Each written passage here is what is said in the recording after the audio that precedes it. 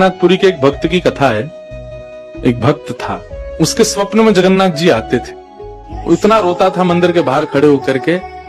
तो ठाकुर जी बोले, तू क्यों रोता? बोले, आप बस मेरे साथ रहो, मुझे और कुछ नहीं चाहिए, और इस बात का मुझे अनुभव होना चाहिए कि आप मेरे साथ हो। तो भगवान जगन्नाथ जी ने उसको कहा, मैं तेरे साथ हमेशा हूं, और इसका अनुभव तुझे जब करना हो समुद्र की बालू में चलना, और थोड़ी दूर चलने के बाद फिर पीछे देखना, 2 पैरों के निशान तेरे होंगे और तेरे बगल में 2 पैर के निशान मेरे होंगे। उससे तुझे पता चल जाएगा मैं तेरे साथ हूं।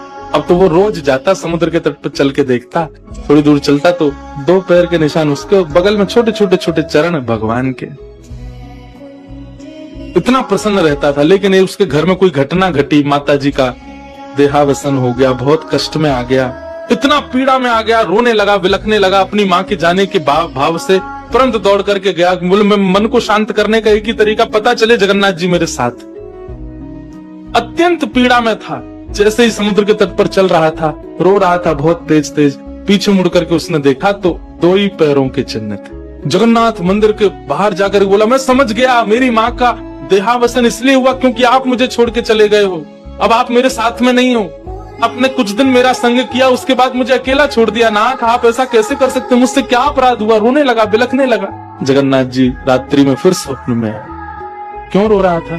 बोले, नाथ, आप मेरे साथ थे हमेशा, और आज आप मेरे साथ नहीं थे। मैंने जाके देखा 2 ही चरण चिन्ह थे, और आज ही मेरी माँ का भगवत धाम गमन हो गया। इसका मतलब आपने मुझे त्याग दिया ना? मुझसे कोई अपराध हुआ है? भगवान बोले, नहीं। तो फिर आज आपके चरण चिन्ह क्यों नहीं थे? भगवान बोले, कल तक मेरे चरण चिन्ह थे क्योंकि तू भी चल रहा था और मैं भी चल रहा था। पीड़ा में आ गया तो तुझे गोद में लेके मैं ही चल रहा था। वो मेरे चरण चिन्ह, तेरे नहीं। मैं ही हूँ।